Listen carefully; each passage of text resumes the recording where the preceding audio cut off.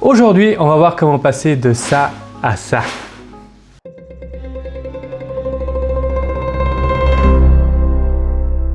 Salut, je suis Fabrice, photographe. Sur cette chaîne, je t'aide à améliorer tes poses pour avoir un meilleur rendu en photographie. Aujourd'hui, nous allons voir comment poser sur une chaise. Et comme je l'avais expliqué lors du tout premier tuto, on va partir du bas vers le haut. Si tu n'as pas encore vu ce premier tuto, je te mets le lien ici. Pour les démonstrations, je serai rejoint par Inès. Inès est maquilleuse, mais également une grande habituée au shooting. L'orientation. Avant même de poser comme modèle, il faut poser la chaise. En effet, tu peux la tourner dans n'importe quel sens vis-à-vis du photographe. Toutes ces possibilités sont valables. Pour cette vidéo, je choisis de la mettre face à moi, face au photographe. Pourquoi? Parce qu'en fait, de mon expérience, les gens font naturellement ça. Ils prennent la chaise et ils la mettent face à moi. Évidemment, je parle d'orientation de la chaise pour commencer.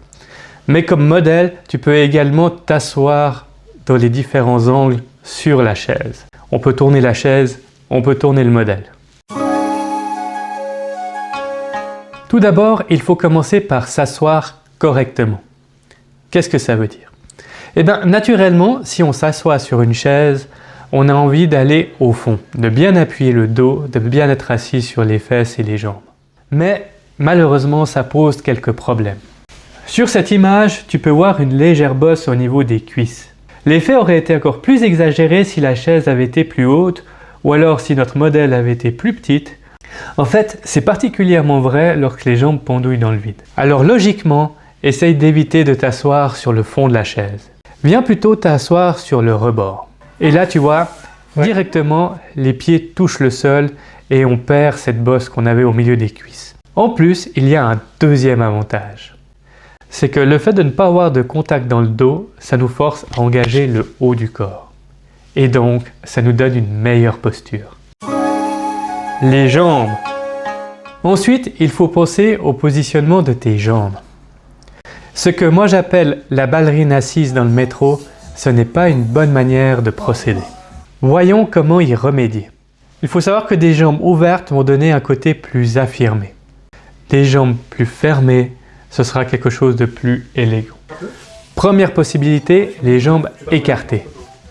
Là, on est sur quelque chose de plus affirmé. C'est une pose que l'on dit un peu plus garçonne. Évidemment, le sexe de la personne n'a rien à voir dans l'attitude que représente la pose. Une pose plus garçonne peut être faite par un garçon ou une fille. Ici, par exemple, elle est faite par Inès, qui est une fille. Et finalement, on peut croiser les jambes. Le fait d'avoir les jambes croisées, ça donne bien entendu un langage un peu plus fermé. Mais d'un autre côté, ça peut être beaucoup plus élégant. Chaque variation raconte quelque chose de différent. À toi de trouver ce que tu veux transmettre avec ta pose. Et ça fonctionne peu importe la personne. C'est du langage corporel. Parce que poser, c'est parler avec son corps. La posture. On va continuer à remonter dans le corps pour arriver au niveau du buste. Parce qu'en réalité, on a tous tendance à s'avachir. Je sais que toi aussi, ne fais pas genre. Et oui, et c'est naturel, parce que si un shooting ou une pose dure longtemps, eh bien il y a la fatigue qui entre en ligne de compte. Et évidemment, si on commence à s'avachir, eh ben, on perd en langage corporel. Imagine qu'il y a un fil au-dessus de ta tête, et ce fil te tire vers le haut. En t'étirant, eh ben, tu vas allonger la colonne et tu vas ouvrir la posture. Cela te donnera plus de prestance. Essaye d'y penser régulièrement tout au long du shooting. Et en fait, si tu oublies, eh ben, ton photographe te le rappellera. Les mains. Ah, les mains. Les paluches, les mimines, c'est les instruments de torture pour beaucoup de modèles. C'est vrai que les mains, c'est souvent ce qui traduit un malaise ou une timidité, une gêne. C'est pour ça que si on veut de la prestance, eh ben, il faut en faire quelque chose. Mais quoi? Eh bien, ici, j'ai envie de me concentrer sur un problème que je vois très souvent. Et c'est ce que j'appelle personnellement le lifting.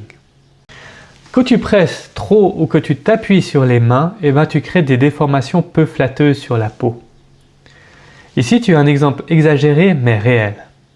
À la place, pense à poser tes mains de manière douce, comme si tu touchais quelque chose de fragile. On n'appuie pas, on suggère, on a un contact léger. C'est comme une caresse, aucune pression physique. Les mains doivent poser mais jamais pousser. Au sujet des mains, j'ai créé un petit guide au format PDF. Ce guide, je le mets à disposition gratuitement. S'il t'intéresse, je laisse un lien dans la description. Le regard. Le regard, c'est un de mes sujets favoris. Et pourquoi? Le regard, c'est ce qui va donner vie à ta photo. Effectivement, moi ce que je vois souvent, c'est des modèles qui se donnent énormément de peine à faire la posture parfaite et tout le corps y est, il est présent, mais le doute, on peut le lire sur le visage. Et ça, c'est vraiment dommage. Regarde ici par exemple, tu peux voir un regard neutre. C'est plat, ça ne transmet pas grand-chose. On peut tout à fait imaginer plusieurs regards et expressions qui seraient tout à fait valides. Si tu ne l'as pas déjà fait, je t'invite à aller voir le tuto que l'on avait fait avec Carlotta sur le sujet. Ici, je vais me concentrer sur une technique. C'est ce que les photographes appellent le squinch. L'idée, c'est de plisser légèrement les yeux, mais seulement avec la paupière du bas. Ça donne beaucoup plus d'intensité au regard et beaucoup plus de profondeur. Et vous allez me dire, mais pourquoi seulement avec la paupière du bas? Simplement, si on fait la paupière du bas et celle du haut, on a tout d'un coup un regard qui est fâché, agressif. Et ce n'est pas vraiment ce que l'on cherche à faire, ou en tout cas pas ici. Les yeux, un petit ajustement pour le modèle, un grand impact pour la photographie. Ce que tu as pu voir dans cette vidéo, c'est que poser sur une chaise, c'est quelque chose qui peut s'apprendre. C'est une construction étape par étape. Et je vais te le donner dans le mille, c'est vrai pour toutes les poses. Si cette vidéo t'a aidé, n'hésite pas à défoncer le like et à t'abonner à la chaîne pour ne pas rater les prochains tutos. N'hésite pas à me dire en commentaire ce qui t'a le plus plu et s'il y a d'autres problèmes de pose que tu aimerais que j'aborde dans les prochaines vidéos. En attendant, rappelle-toi, une bonne photo, ça ne se fait pas par hasard. À très vite.